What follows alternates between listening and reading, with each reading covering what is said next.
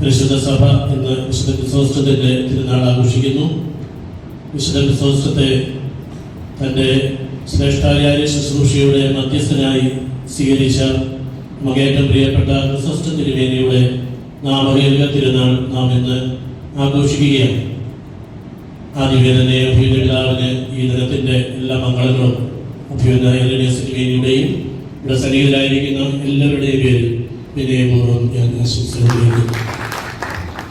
പിതാവിനെ കുറിച്ച്, പിതാവിൻ്റെ വ്യക്തിത്വത്തെക്കുറിച്ച്, പിതാവിൻ്റെ ഉള്ളിൽ നിറഞ്ഞു നിൽക്കുന്ന ദൈവകൃപയെക്കുറിച്ച് ചുരുങ്ങിയ വാക്കുകൾ പ്രതിപാദിക്കുക എന്നുള്ളത് വളരെ ശ്രമകരമായ ഒരു കാര്യമാണെന്ന് ഞാൻ തിരിച്ചറിയുന്നു.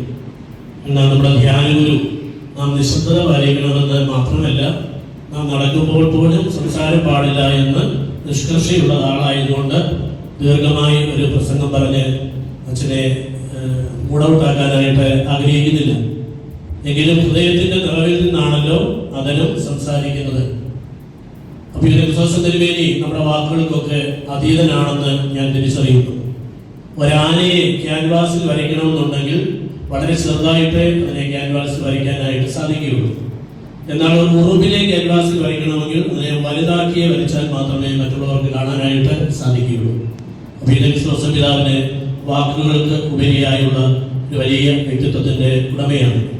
പിതാവിനോടൊപ്പം 4 വർഷക്കാലം ജീവിക്കാൻ ഭാഗ്യം ലഭിച്ച ആളെന്ന രീതിയിൽ ക്രിസോസ്റ്റം തിരുമേനിയെ കുറിച്ച് എന്താണ് അഭിപ്രായം ചോദിച്ചാൽ, എൻ്റെ മനസ്സിലേക്ക് ഒരു പുസ്തകവും വായിക്കാതെ, പിതാവിനെ കുറിച്ച് എഴുതിയ ഒരു ആർട്ടിക്കിളും വായിക്കാതെ സ്വമേധയാ എൻ്റെ മനസ്സിലേക്ക് കടന്നു വരുന്നൊരു ചിന്ത, ദൈവം അബ്രഹാമിനെ അനുഗ്രഹിച്ചതുപോലെ അനുഗ്രഹിച്ച ഒരു വ്യക്തിയാണ് അഭിമന്യ ക്രിസോസ്റ്റം തിരുമേനി.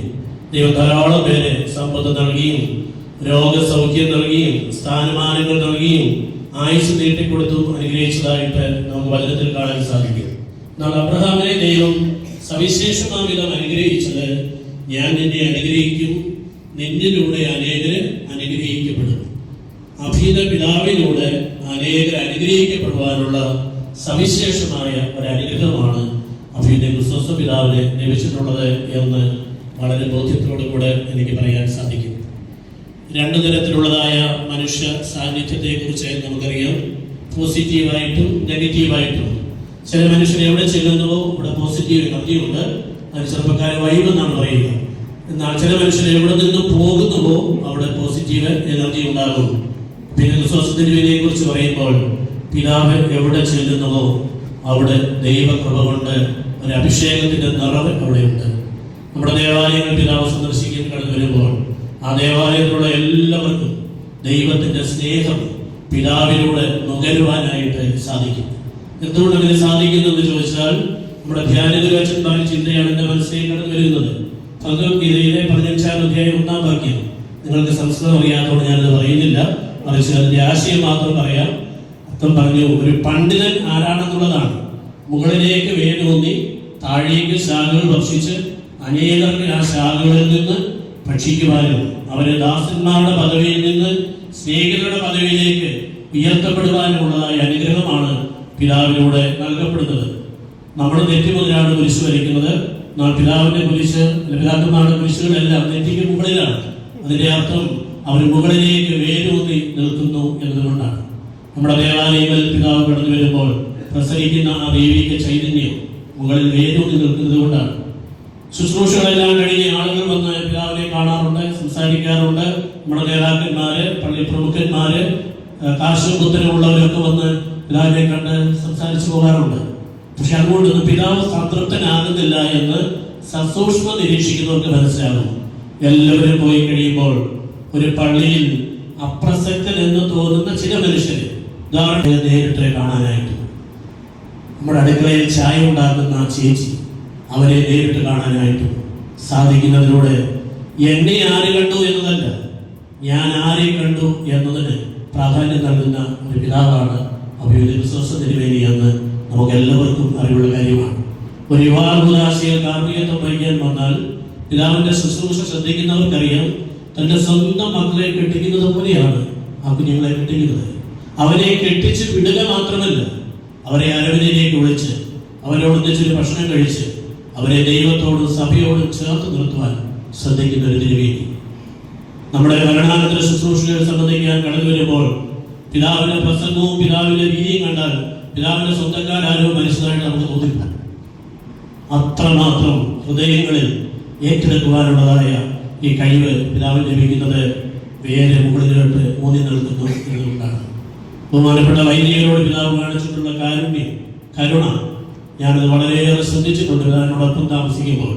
അതുകൊണ്ടാണ് ധ്യാനഗുരുവച്ചൻ പറഞ്ഞത്, നമ്മളിൽ അധികം പേര് ഇന്ന് കാപ്പി ഇട്ടുകൊണ്ട് ഇവിടെ ഇരിക്കുന്നത് കാപ്പ ചുമത്താതിരിക്കാൻ, അകത്ത് കിടക്കാതിരിക്കാൻ പിതാവ് കാണിച്ച ഒരു വലിയ ശ്രദ്ധയാണ്. ദീർഘദൂര യാത്രകൾ കഴിഞ്ഞ് വിശ്രമിക്കാനായിട്ട് മുകളിലേക്ക് സ്റ്റെപ്പ് കയറി പോകുമ്പോൾ ഒരച്ഛൻ സങ്കടപ്പെട്ട് അവിടെ നിൽക്കുന്നത് കണ്ടാൽ അച്ഛനെ മുറിയിലേക്ക് വിളിച്ചുകൊണ്ട് പോയി മണിക്കൂറുകൾ ആ അച്ഛനോട് സംസാരിച്ച് ആ അച്ഛന് ശിക്ഷണം നൽകി, നമ്മൾ പറയാൻ ചോറും ചൊല്ലെന്ന് പറയാറുണ്ട്. അച്ഛൻ ചെയ്യുന്ന നല്ല കാര്യങ്ങളെ ഏറ്റവും പിതാവ് പ്രോത്സാഹിപ്പിക്കും. അതോടൊപ്പം തിരുത്തേണ്ടവയെ തിരുത്തി കൂടെ നിർത്താനായിട്ട് പിതാവ് ശ്രദ്ധിക്കുന്നത് നമ്മളെല്ലാവരും കണ്ടിട്ടുള്ളതാണ്. കുറേ നാൾ നമ്മളെ കാണാതിരുന്നാൽ എവിടെയെന്ന് വിളിച്ചന്വേഷിക്കുന്നു, നമ്മളെ തേടി വരുന്നു. അങ്ങനെ എത്രയോ പേർക്ക് ദൈവത്തിന്റെ സ്നേഹം, എത്രയോ പുരോഹിതന്മാരെ ദൈവത്തോടെ ചേർത്ത് നിർത്തുവാൻ അഭിനയ പിതാവിന്റെ സാമീപ്യവും ഇടപെടലുകളുമെല്ലാം കാരണമായി തീർന്നിട്ടുണ്ട്.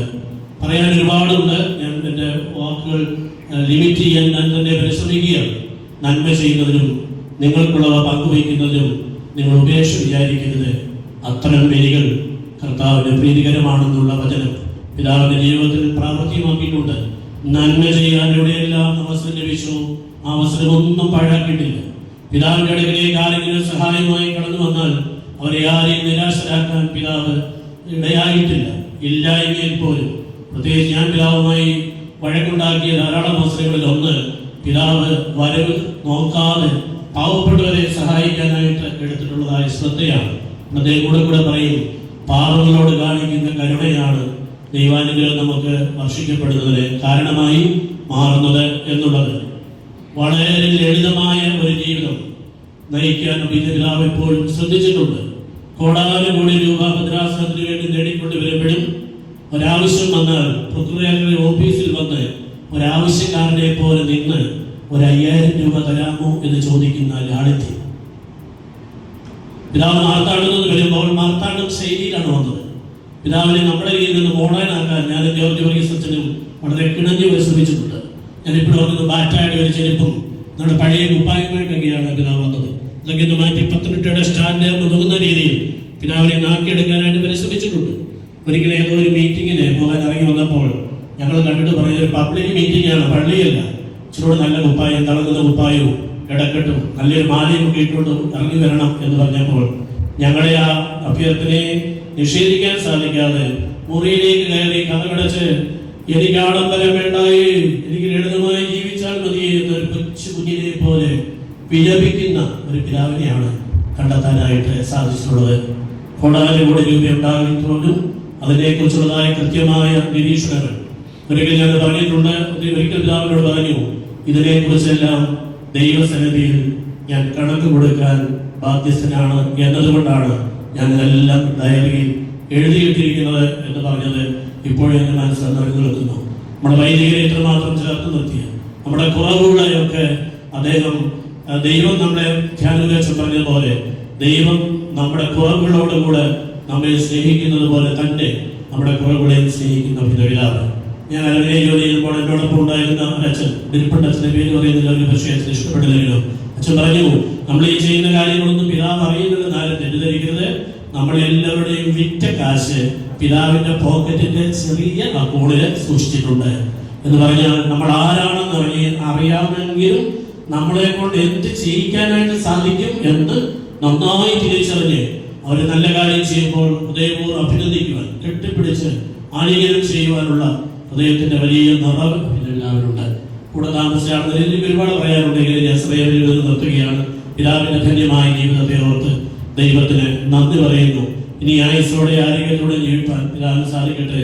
വിശ്രമ ജീവിതമാണെന്ന് പറയുമ്പോഴും വിശ്രമമില്ലാതെ ഇപ്പോഴും ദൈവത്തിന്റെ സ്നേഹം പകർന്നു കൊടുക്കുവാൻ രാവിലെയില്ലാതെ പിതാവിക്കൊണ്ടിരിക്കുന്നു.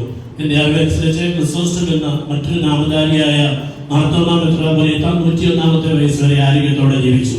രണ്ടാമത്തെ ക്രിസോസ്റ്റമായ യോഹന്നാൻ ക്രിസോസ്റ്റത്തിന് വേണ്ടി അത്രത്തോളം സെഞ്ചുറി അടിച്ച് ആയുസ്സോടെ ജീവിക്കട്ടെ എന്ന് ആഗ്രഹിക്കുകയും പ്രാർത്ഥിക്കുകയും ചെയ്തുകൊണ്ട് ഒരിക്കൽ കൂടി അഭിനന്ദ സിനിമയിലൂടെയും വന്യ മോൺസ് ജോർജിന്റെയും വന്യ തോറപ്പിസ് പാച്ചിന്റെയും